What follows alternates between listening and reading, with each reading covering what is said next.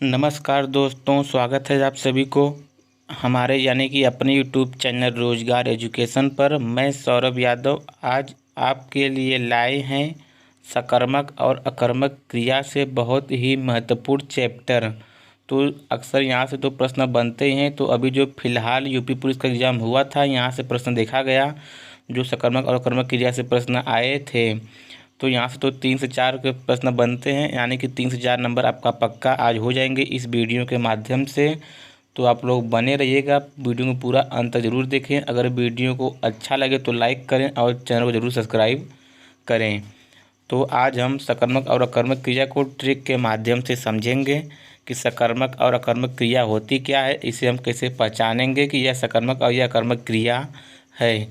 तो चलो स्टार्ट करते हैं अपना क्वेश्चन।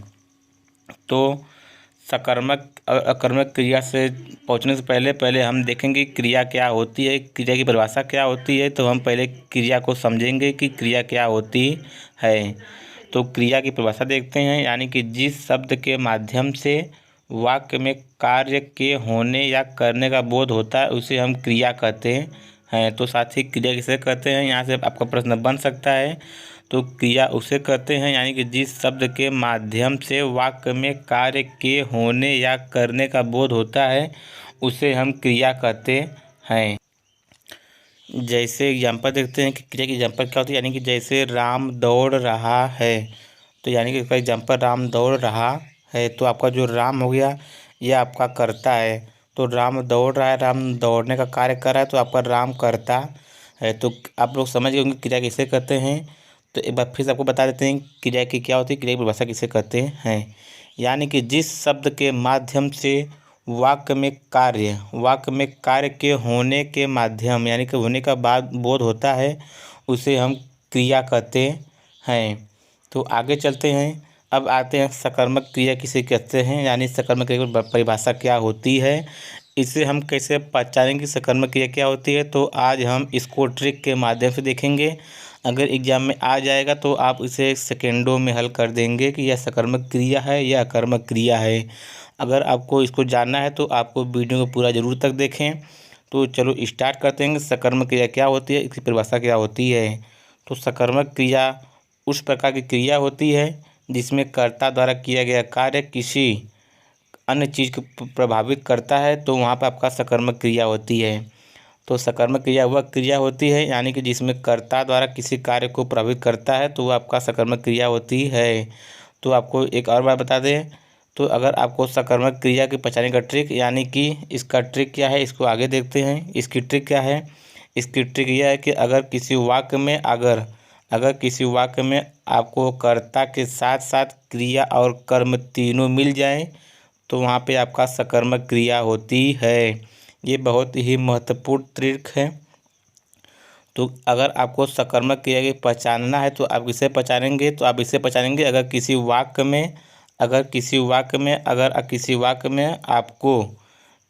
में अगर आपको कर्ता के साथ साथ क्रिया और कर्म तीनों दिख जाएं तो आपका सकर्मक क्रिया होती है। आप आंख मूंद कर सकर्मक क्रिया की ओर टिक करेंगे तो आपका कोई गलत नहीं कर सकता, आपका सही आंसर माना जाएगा। तो अगर किसी वाक्य में तीनों आपको दिख जाएं, यानी कि तीनों मतलब कि आपका कर्ता क्रिया और कर्म तीनों अगर किसी वाक्य में उपस्थित हैं तो वह आपका सकर्मक क्रिया होगी।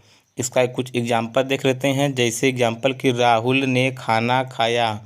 तो यह आपका एग्जाम्पल हो गया, राहुल ने खाना खाया। तो आपका जो राहुल दिया है यह आपका कर्ता हो गया और जो खाया आपका क्रिया हो गई। तो राहुल ने क्या खाया, केला खाया। तो आपका जो केला यह आपका कर्म हो गया।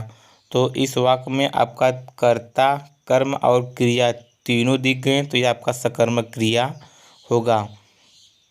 तो इस वाक्य में आपका जो राहुल आपका कर्ता दिया है ये तो हमने आपको बता दिया, और जो खाया शब्द दिया है यह आपका क्रिया है और केला यहाँ पर आपका कर्म है।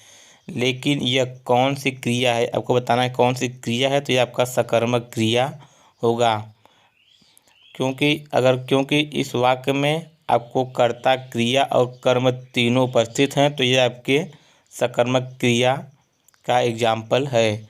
तो जिस वाक्य में कर्ता कर्म क्रिया अगर तीनों किसी वाक्य में दिख जाएं तो आपका सकर्मक क्रिया होगा। तो आगे चलते हैं, अपने कुछ एग्जाम्पल देखते हैं। जैसे सचिन फुटबॉल मैच खेलता है, यह आपका सकर्मक क्रिया होगा। यहाँ पे आपका जो सचिन दिया है यह आपका कर्ता है। अगला एग्जाम्पल देखिए, बच्चे ने खिलौने तोड़ दिए, तो यह भी आपका सकर्मक क्रिया है। यहाँ पे आपका खिलौने तोड़ दिए, आपका कर्म किया जा रहा है, तो ये आपका सकर्मक क्रिया होगा। वह साइकिल से स्कूल जाता है, स्कूल जाने का कार्य करता है, तो यह भी आपका सकर्मक क्रिया। तीनों आपके सकर्मक क्रिया के ही एग्जाम्पल हैं। तो बहुत ही सकर्मक क्रिया का ट्रिक हमने आपने देख लिया कि अगर किसी वाक्य में कर्ता कर्म क्रिया तीनों किसी वाक्य में उपस्थित हैं तो आपका सकर्मक क्रिया होगा। तो अब देखते हैं कि अकर्मक क्रिया क्या होती है, इसकी परिभाषा क्या होती है, इसे कैसे पहचानेंगे कि आपका कर्मक क्रिया है। तो अकर्मक क्रिया वह होती है जहाँ कर्ता द्वारा किया गया कार्य किसी अन्य चीज़ को प्रभावित नहीं करता है, उसे हम अकर्मक क्रिया कहते हैं। इस अकर्मक क्रिया का आप कुछ यहाँ पे आप खुद देख लेते हैं। अकर्मक क्रिया यानी कि अब मतलब आपका नहीं होता है, कर्म मतलब कर्म। तो जिस वाक्य में आपका कर्म नहीं होता है उसे हम अकर्मक क्रिया कहते हैं। इसे दूसरे शब्दों में जैसे नाम से ही पता चल रहा है कि अकर्मक मतलब कर्म उपस्थित नहीं है जब किसी वाक्य में कर्ता हो और क्रिया भी हो। अकर्मक में अगर कर्ता के साथ साथ क्रिया है, उसमें कर्म नहीं होता है, तो वह आपका अकर्मक क्रिया होती है। ये इसकी पहचानने का ट्रिक है।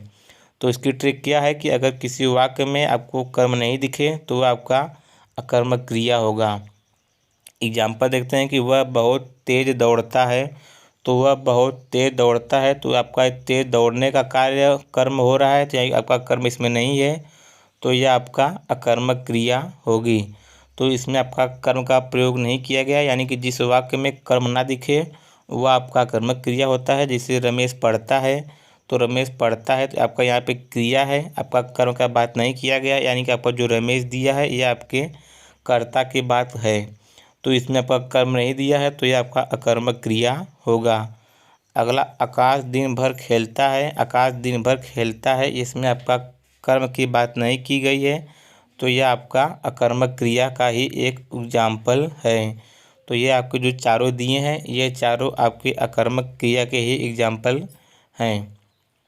तो बता दें एक बार फिर से कि अकर्मक क्रिया में कर्ता और क्रिया होती है, उसमें कर्म नहीं पाया जाता है, तो उसे हम अकर्मक क्रिया कहते हैं। यानी कि जिस वाक्य में कर्ता के साथ साथ क्रिया है उसमें कर्म ना हो तो वहाँ पे आपका अकर्मक क्रिया होता है।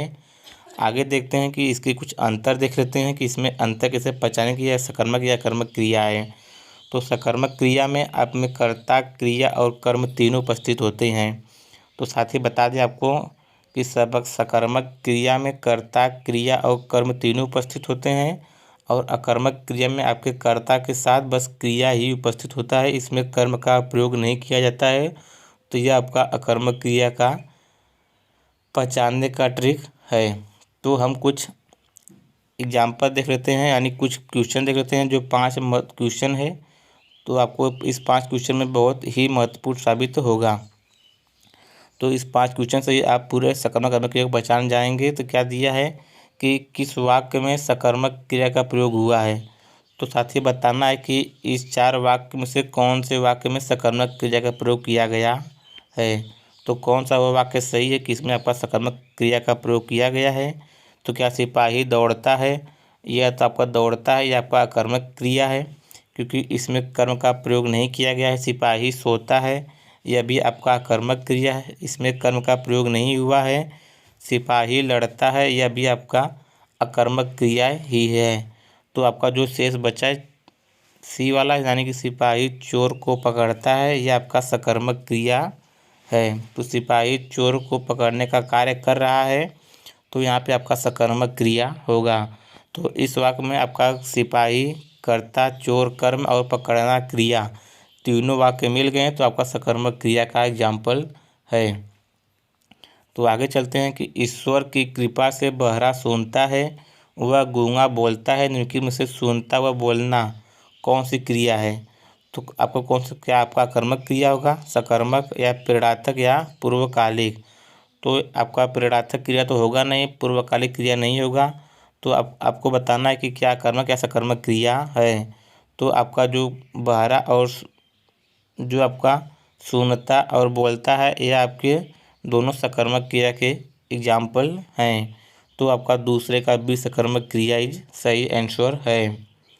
आगे देखते हैं कि निम्नलिखित में से सकर्मक क्रिया नहीं है। तो साथ ही बताना है कौन सा आपका सकर्मक क्रिया यानी कि नहीं है, यानी कि आपका कर्मक क्रिया है। तो क्या निकालना, उखाड़ना, बिगाड़ना या संभलना। तो आपका जो सही विकल्प होगा वो आपका होगा संभलना। तो आपका जो संभलना दिया है यह आपके अकर्मक क्रिया का एग्जाम्पल है। इसमें आपका कर्म का प्रयोग नहीं होता है, यानी कि आपके जो शेष तीनों दिए आपके सकर्मक क्रिया हैं। तो आगे चलते हैं चौथे क्वेश्चन पर। तो चौथा क्वेश्चन है कि राम पुस्तक पढ़ता है, इस वक्त में कौन सी क्रिया है। तो साथ ही बताना है कि राम पुस्तक पढ़ता है। तो आपका जो राम दिया है यह आपका कर्ता हो गया, पढ़ना आपका क्रिया हो गया, पुस्तक आपका कर्म हो गया। यानी कि इस वाक्य में आपका तीनों कर्ता कर्म क्रिया तीनों है, तो ये आपका सकर्मक क्रिया होगा। तो हमने आपको ट्रिक बताया था कि किसी वाक्य में अगर आपको कर्ता कर्म क्रिया दिख जाए तो आपका सकर्मक क्रिया होगा। तो अपना लास्ट क्वेश्चन देखते हैं। क्या दिया है कि वह गीत सुनाता है, वाक्य में क्रिया का कौन सा प्रकार है। तो वह गीत सुनाता है कौन सी क्रिया है। तो आपका सकर्मक क्रिया होगी, यानी कि वह आपका गीत सुनाने का कार्य कर रहा है, तो आपका सकर्मक क्रिया होगा। तो इस वाक्य में तीनों प्रयोग किया गया है, तो आपका सकर्मक क्रिया है। तो अगर आपको वीडियो अच्छा लगे तो वीडियो जरूर लाइक करें और ज़रूर चैनल को सब्सक्राइब करें। जय हिंद, जय भारत। तो बता दें, अगर आपको इसका पीडीएफ चाहिए तो आप पीडीएफ लेने के लिए हमारे टेलीग्राम चैनल जो डिस्क्रिप्शन में लिंक प्रोवाइड है, आप टेलीग्राम चैनल को ज्वाइन करें। वहाँ से हम आपको जो भी वीडियो पढ़ाते हैं वो आपका वहाँ पे आपका पीडीएफ आधा घंटे में डाल देते हैं। अगर आपको पीडीएफ चाहिए तो आप हमारे टेलीग्राम चैनल को ज़रूर ज्वाइन करें। और हमारा एक इंस्टाग्राम आईडी है जो सौरभ वाई के नाम से है, तो आप इसे ज़रूर फॉलो करें।